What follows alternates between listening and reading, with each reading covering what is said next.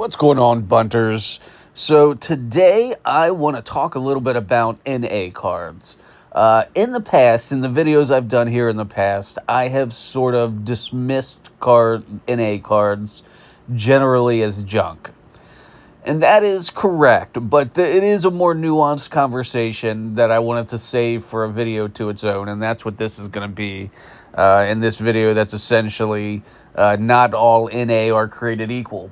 And the reason for that is because NA is just saying that the global count is not available. We don't know why, on a technical level, why any of these cards exist in the app. It's a bit, definitely after I explain here that we can actually kind of tell what the NA is on cards. They should be able to go in and fix this, but for whatever reason, Topps has never done that. They just keep the cards as NA, an extremely frustrating dynamic here within the app, having all these NA cards. So that said, we can actually get a pretty good idea on what the CC is on an NA card. And I want to show you how to do that. First off, I have a sort of handcrafted one that I'm going to show you as an example here. The first thing to understand is that when you go to build out a trade, you've got your 9 slots here.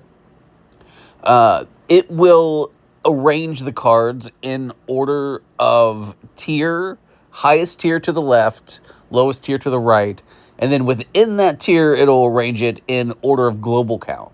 And so I have 3 cards here that I've selected by going through this account, sort of trial and error to get it set up for you right now, that show you that this card on the left has a CC, card on the right has a CC, but the card in the middle is NA. And what we can gain from that is we know that the global count of the card in the middle falls between the other 2 cards. So, for instance, we'll look at this one. This has a global count of 1848, I'm sorry. This card has NA, so we know because it's the same tier. This again will not work on separate tiers. If it were a legendary and a rare, the legendary always goes to the left, so we would not be able to determine compared to a rare.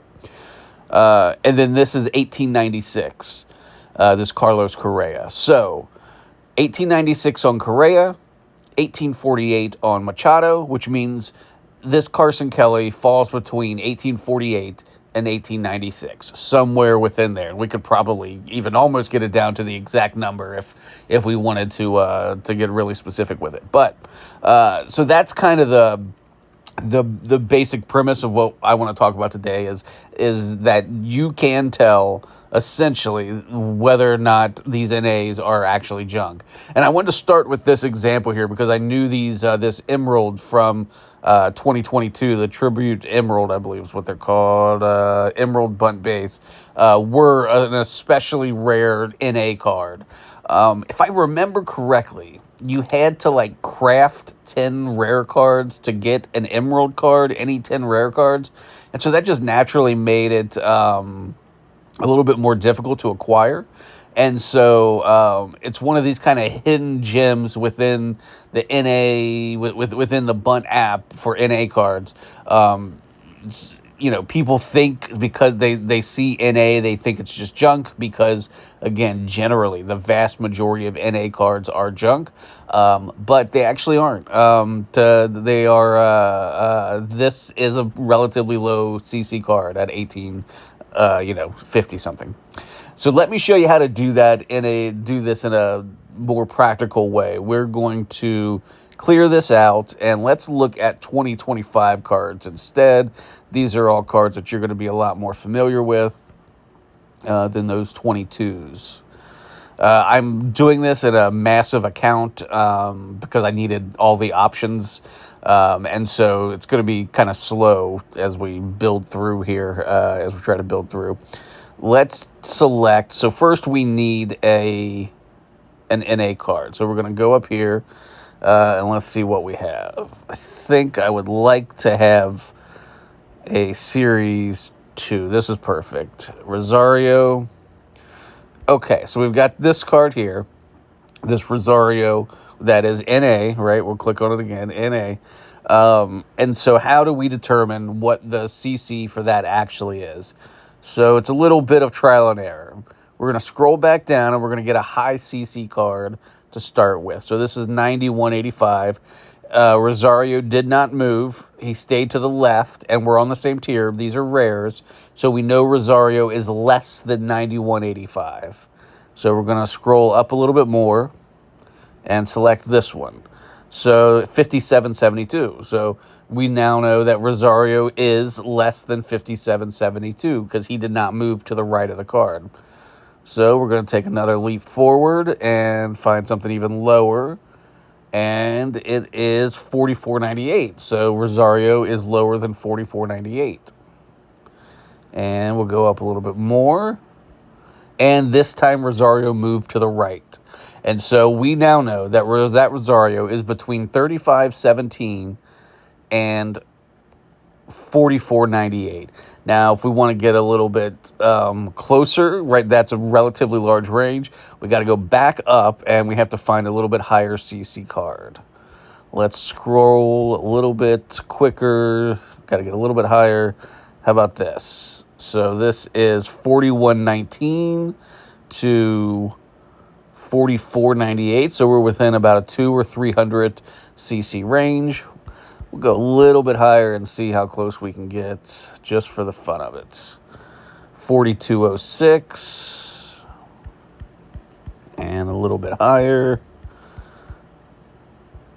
And then that goes on the other side now, but in front of that. So 4288 and 4206. So we've narrowed it down to an 80 CC range is what that Rosario is. So that answers one question, right? It shows you what range that card is currently in, right?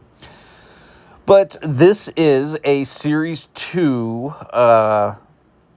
rare craft of the Series 2 base, and Series 1 might be a better guide as to what the CC might end up eventually, right? It's 4,200 now, but what will it be in the end? So let's scroll back down and let's find a Series 1 this time. Let's see. Series 2, Series 1, Sunny Gray. Okay, so now we're going to add Sunny Gray, and the gray goes all the way to the right. So an NA card, this Harper and Schmidt is 9185, and gray is higher than that. So now we need to do work to determine what where the Sunny Gray falls. So 9185, we got to be higher than the Schmidt. Let's try one of these. Not higher than Schmidt.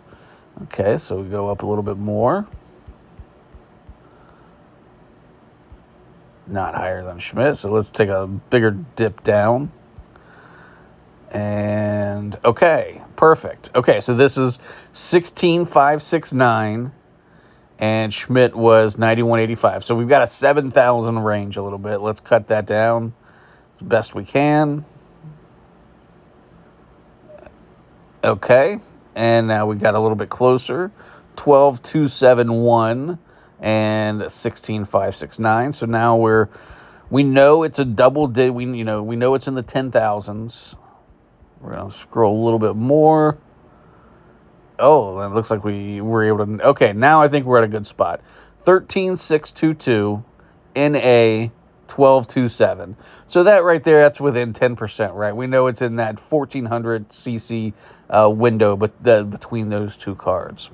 And so, yeah, that's how you can tell. So if you want to know approximately where your Series 1 is, Aqua is going to end up, we know these are between 13.6 and 12.2. So you can assume that even though this is currently between 4288 and 4206, that it is going to end up probably somewhere in this 13,000 range. There are other things to consider. Is Series 2 going to be crafted, or however you get these cards? I forget now, but I think it's some sort of, it's either crafting or it's or it's in the in an event of some sort. But will Series 2 be, will the event or the craft be done as much as Series 1? That's hard to tell. Usually, no. Usually activity dies off and it won't quite get that high. But anyway, the whole point here was just to show you I was able to pinpoint what the NA CC is, what the CC is on some of these NA cards. Again, you have to make sure you're on the same level. If you were to throw a super rare in, regardless of NA or whatever, it's always going to go to the left over here. And so it would be impossible to compare the two. You can throw another super rare in, and so, let's see. We know that's an NA. We throw this guy in, 1361, so we know it's higher than 1361. Let's see. How about we have to sort of get rid of all these now that we're having this conversation. 1945, so we know it's higher than 1945. And lower than 2246. So there you go. We know that this, I believe, is a Series 1. Series 1 black and white is around a 2000 cc super rare. So, that might be something you've been wondering about because these, those cards are pretty prominent in the app. And there you go. Tell you what, another thing, just for my own curiosity, I've always wondered about, I know we have some of these like 800 cc legendaries now. Let's see if the old Bowmans are higher or lower than these new legendaries. Let's see. There was that set that you could just craft legendaries out of Bowman. Let me search Bowman real quick. Bowman. I believe it was 2 years ago. It was the year Ellie was a pre-rookie, so it might have been 2022. Let's see. Oh, I'm in 2025. That's the problem. Let's look at 2023, 2022. And let's just see if these, because now that we have some high CC legendaries, we can actually see if they are higher or lower than this Bowman set that we all assumed had to be like 1,000. Yeah, this is the set. So let's grab a random card out of here. This is NA. And now let's go into 2025 and get one of those high CC sets and see which direction this NA card moves. Speculation was those legendaries are maybe as high as a couple thousand. Let us see. We need one of the 800 or 900 CC legendaries. I think those are Color Splash, right? Let's look that up. Color Splash. Or Headliners, I think, are also in that range. Okay. So 884. So we know that this card, this Bowman 23. Hold on, let's go back to Bowman again because I want to just be 100% sure we are using the right set here. So bear with me here while we're doing some investigation on the fly, answering a question I've always wondered about. That Zach Veen, here we go. Tamar Johnson. This is perfect. This is what I want to know.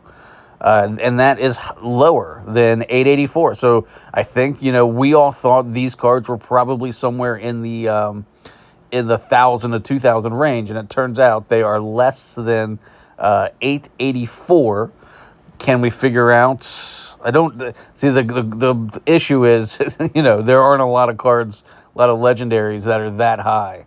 Let's try one of the, I think they were last year, Headliners, which I think are up there in the 600 to 800 range as well. And let's see if that tells us anything.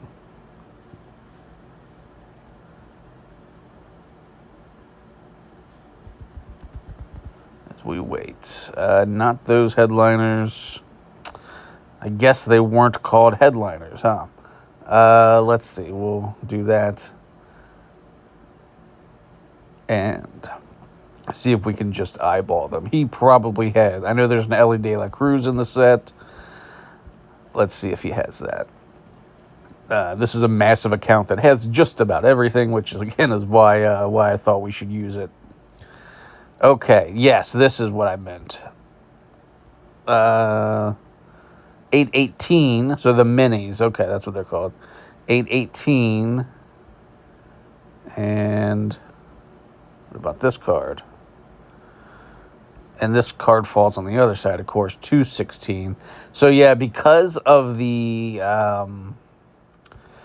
nature of legendaries, there are not a lot of high CC legendaries. All we can do is say that, I'm sure we could find a legendary higher than 216, but all we know for certain is that those cards fall somewhere between 216 and 800, which is not not very helpful, unfortunately.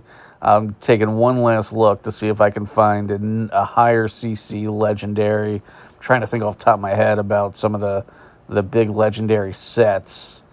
Let's see. Give it just a second here. Let's see. Oh, that was actually lower. Well, this account's so big, you just have to wait on everything.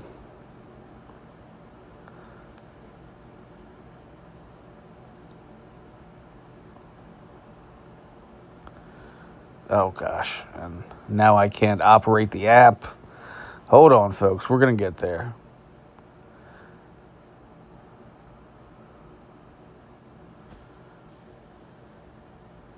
Okay. We know those are high, but not as high as we need.